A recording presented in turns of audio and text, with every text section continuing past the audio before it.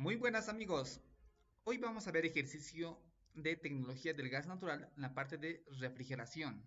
Bueno, leeremos el enunciado y dice lo siguiente. Se desea refrigerar 48 millones de pies cúbicos día de gas natural de gravedad específica a 0,631 y una capacidad calorífica igual a 0,675 PTU libras grados Fahrenheit y un calor latente de condensación de menos 210 BTU libras mediante la refrigeración con 150 galones por minuto de propano. Ahí estamos hablando del propano, ¿no? 4,35 libras por galón de densidad. El propano ingresa a su proceso de expansión a 68 grados Fahrenheit y sale del mismo a menos 28 grados Fahrenheit. Si se desea recuperar al menos el 2% del gas natural, como condensado y este ingresa al chiller a 55 grados Fahrenheit, ¿hasta qué temperatura deberá enfriarse el gas natural? Antes de poder notar y resolver el ejercicio, tenemos que saber algo de teoría. Aquí podemos ver un proceso en el cual se llega a enfriar el propano, no, se llega a enfriar el gas natural y por ende se necesita enfriar también el propano, ¿no? Eh, Aquí es el chiller donde se intercambia el calor. Entonces aquí el propano ya sale caliente, ¿no? Entonces hace todo un proceso para volver a enfriarlo y puedan transmitir al gas natural y pueda enfriarlo, ¿no? Vamos a ver el ciclo del propano. Va por la expansión, ¿no? Va por el chiller. Aquí aparece un proceso de refrigeración. Después de compresión y condensación. Entonces va un ciclo, ¿no? Y aquí podemos ver un diagrama, ¿no? Que es de presión versus entalpía. Podemos empezar por el punto A. Del punto A al punto B vemos que es un proceso isoentálpico, ya que la entalpía no va a cambiar, ¿no? Ya que la entalpía no va a cambiar. Entonces, ¿qué más tenemos? Vemos que la presión va a empezar a reducir de A a B, ¿no? Por ende, aquí va a ser un proceso isoentálpico, decimos, ¿no? Ahora, de B a C va a ser un proceso isotérmico, ya que la temperatura no cambia. Entra la temperatura 1, entra por B y sale por C y se sale, ¿no? Entonces, todo este lugar es temperatura 1. Entonces, por ende, es isotérmico. También podemos ver que es a presión constante, sería isobárico, ¿no? Este proceso de B a C. También podemos ver de C a D que aumenta la presión, también aumenta la entalpía, pero no se mantiene constante alguna variable que se muestra acá. Entonces vemos del punto D de prima a, que simplemente el D prima es un punto auxiliar, y podemos ver que es un proceso isotérmico para temperatura 2, ¿no? Todo es de temperatura 2. También podemos ver que de a D prima a D también es una a presión constante y es isobárico por ende, ¿no? Aquí podemos ver el color celeste también, que la curva de burbuja, ¿no? Y en rojo vemos la curva de Rocío. En esta parte se encuentra puro líquido y aquí puro gas. Y la curva envolvente es donde se encuentran dos fases, ¿no? Líquido y vapor. Ya. Bueno, entonces continuamos haciendo el ejercicio. Podemos apreciar los datos que vemos acá, ¿no? Que hemos anotado del enunciado. Nos dice que se tiene un gas natural a un caudal de 48 millones de pies cúbicos, gravedad específica de 0,631, capacidad calorífica, y nos dice que el gas natural va a ir de 55 grados Fahrenheit a una temperatura 2. Si se trata de la refrigeración del gas natural, por ende, esa temperatura va a rebajar, ¿no? Es muy posible a un negativo. Y va a haber un 2% de gas natural condensado. Y datos para el propano, tenemos que va a haber un caudal de 150 galones por minuto y una densidad de 4,35 litros por galón. Y va a haber en el proceso de expansión, o sea, nos habla en esta palabra, John Joule Thomson, ¿no? Que va a ser de 68 grados Fahrenheit a menos 28 grados Fahrenheit. Ahí nosotros le podemos poner temperatura 2 y temperatura 1.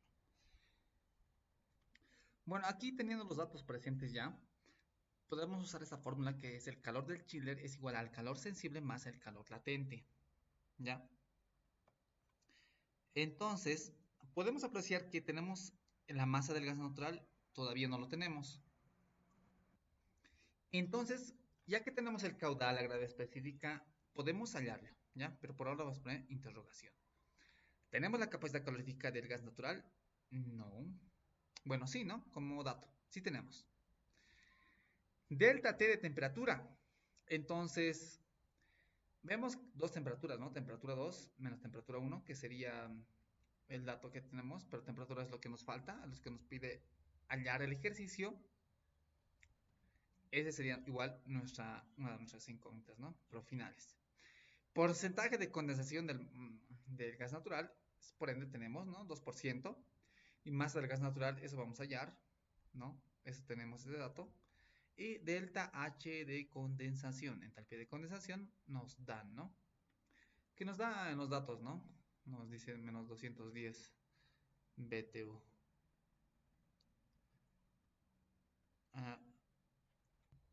No, acá nos dice, ¿no? Menos 210.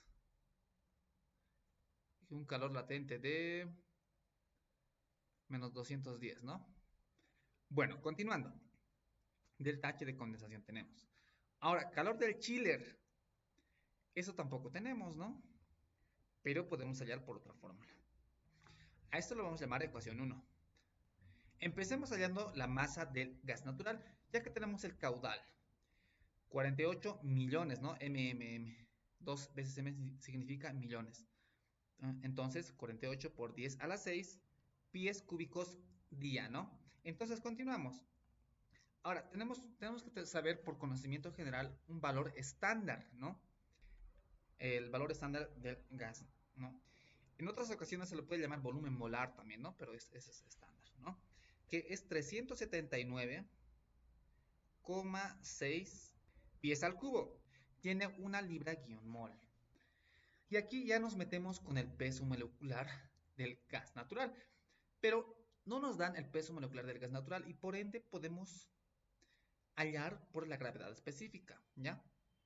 ¿Cómo podemos hallarlo por esta fórmula? Masa, peso molecular del gas natural es igual a la gravedad específica del gas natural por el peso molecular del aire.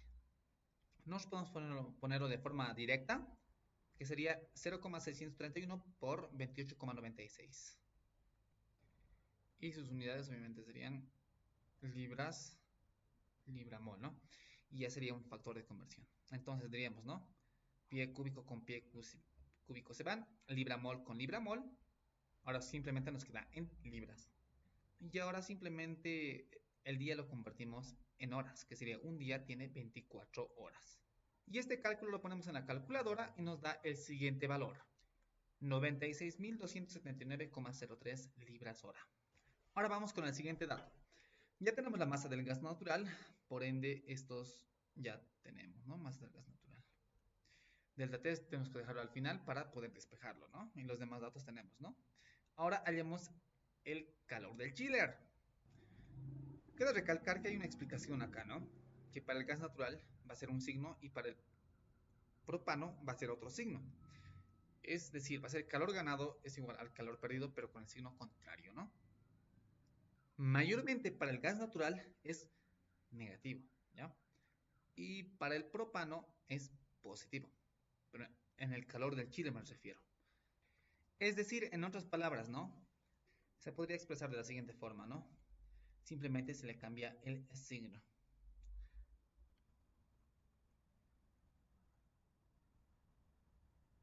Entonces aquí tenemos otra fórmula, ¿no? Que es el calor del chiller es igual a masa del propano por entalpía. Variación de entalpía, ¿no? Y se puede expresar de la siguiente forma, la entalpía, ¿no? Que es entalpía C menos entalpía B. Veamos en nuestro diagrama. Tenemos como punto final C y nuestro punto inicial B. Es final menos inicial, ¿no?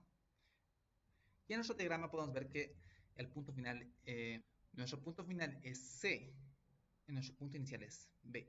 Entonces podemos ver que acá hay un proceso isotérmico y por ende también por la gráfica que vemos la entalpía va variando, ¿no? Por ende C tiene mayor entalpía. Entonces hay una variación de entalpía, ¿no? ¿Cómo hallamos estas entalpías? Esto vamos a hallar mediante tablas, ¿ya? Estas tablas lo voy a dejar en la descripción. Pero esta entalpía está a una cierta temperatura. Esas gráficas, esas tablas se ven directamente con las entalpías. También se puede ver con un diagrama, pero en este caso vamos a usar simplemente tablas. Vemos que se encuentra el punto B y C a temperatura 1 y en el punto B se encuentra en un punto por el cual está en dos fases, ¿no? Dijimos que dentro de la curva, ¿no? Celeste y roja se encuentran dos fases, por ende tienen un porcentaje de líquido y un porcentaje de vapor. En este caso el estado gaseoso lo vamos a llamar vapor, ¿ya? No se vaya a confundir por eso. Entonces, vamos directamente a nuestras tablas y hallamos primero el punto B y luego del punto C. Antes de ir al punto B, porque en las tablas no existe directamente uno que tenga dos fases. Directamente hay que sea vapor o líquido. Entonces, primero hagamos del vapor, ¿ya? Luego explicamos por qué y cómo podemos hallar este punto. Entonces, para el propano se sabe que tenemos una temperatura 1. Y la temperatura 1 sería a menos 28 grados Fahrenheit. Entonces buscamos en tablas eso de menos 28 grados Fahrenheit. Ya, aquí tenemos una tabla que es las propiedades del propano saturado. Entonces podemos ver la entalpía del líquido y entalpía del vapor, ¿no? Y nos dice a una temperatura de menos 28 grados Fahrenheit. Buscamos. Por ende, no tenemos una temperatura de menos 28 grados Fahrenheit. Entonces, nosotros debemos interpolar. Solo esta vez vamos a hacer con paso a paso y a la siguiente vamos a hacer directamente, ¿ya? Interpolando. Entonces hacemos lo siguiente. Ponemos menos 28 menos 25, ¿no? Fijamos las líneas amarillas, ¿no? Y por el siguiente ponemos su equivalente, que sería menos 28. No, pero su equivalente hacia el lado derecho, ¿no? Sería x menos 186,5. Ahora el siguiente, que sería menos 30 menos 25. Y su equivalente sería 185,08 menos 186,5. Entonces despejamos x y tenemos el valor interpolado, que sería un valor de 185,648, despejando, ¿no? Y por ende ya tenemos delta B. Corrección, ¿no? Esto es delta C. Delta C tenemos. Ya, continuando. Ahora vamos a buscar entalpía en el punto B. Pero notamos que en nuestra tabla no existe uno que tenga dos fases, ¿no? Que esté combinado tanto como que con líquido y con vapor. Pero en nuestro diagrama podemos notar que el punto A y el punto B son isoentálpicos. Eso significa que tienen la entalpía constante. Entonces, la entalpía B es igual a la entalpía A. Pero vemos que la entalpía A sí está al límite y esta está en estado líquido. Entonces, podemos hallar la entalpía de A y por ende ya tenemos la entalpía de B. Entonces, pero notamos que está a diferente temperatura. Está a la temperatura 2. Y nos hemos denotado que la temperatura 2 es 68 grados Fahrenheit, ¿no? En el enunciado. Vimos, ¿no? Y en los datos también. Entonces nos vamos a las tablas que dicen 68 grados Fahrenheit. De igual manera no están las tablas, pero vamos a interpolar. Vamos. ¿No? Ya hemos hallado la entalpía C, ahora nos toca la entalpía B. A la diferente temperatura. Entonces tenemos una temperatura de 68 grados Fahrenheit y queremos al estado líquido, ¿no? Entonces vamos a los valores de 61,422 y 64,63. Interpolamos de la misma manera que hemos hecho hace un momento. Nos da un valor de 63,3468. Pero nosotros sabemos que esto es un proceso isentálpico entre el punto A y el punto B.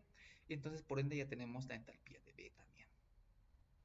Entonces, ya tenemos entalpía de B. Ahora, simplemente nos falta la masa del propano. Pero nos han dado unos ciertos datos en el enunciado para poder hallarlo, ¿no? Nos ha dado el caudal, nos ha dado la densidad. Y con estos valores ya podemos hallar la masa del propano. Notamos que nos da 150 galones por minuto y una densidad de 4,35 libras galones. Entonces empleamos el caudal. Entonces simplemente copiamos, ¿no? 150 galones por minuto y también nos da la densidad, que nos dice que tenemos por cada galón tenemos 4,35 libras. Entonces galones con galones se van y tenemos ya simplemente en libras y ahora convertimos el minutos en horas, ¿no? Sabemos que 60 minutos tiene una hora. Entonces estos datos lo ponemos en la calculadora y nos da como dato el siguiente valor. 39.150 libras hora. Ya tenemos la masa del propano, entonces ya tenemos todos los valores, ¿no? Tenemos masa del propano, entalpía en C, entalpía en B. Entonces simplemente ahora reemplazamos en nuestra fórmula que va a ser el siguiente valor. Tenemos que la masa es 39.150, entalpía de C sabemos que es 185,648, menos la entalpía en B, que es 63,3468. Reemplazamos estos valores y tenemos...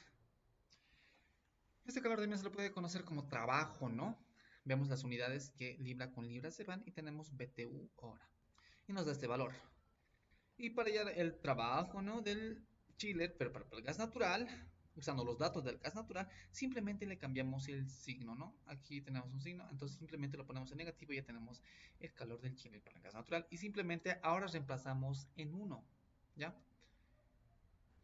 Este valor lo tenemos y por ende simplemente le aumentamos el signo negativo y tenemos el calor del chiller del gas natural.